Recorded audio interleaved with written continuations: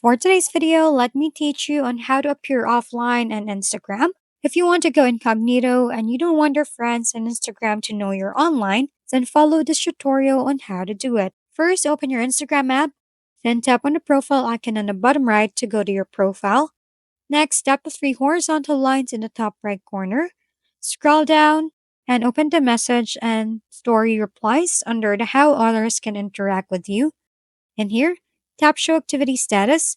Now toggle off the button so other people won't know that you're online, and at the same time, you won't be able to see the activity status of other accounts. And that's it for today's video.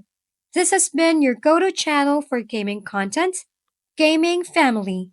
Don't forget to like, subscribe, and leave your comments below. See you on the next videos.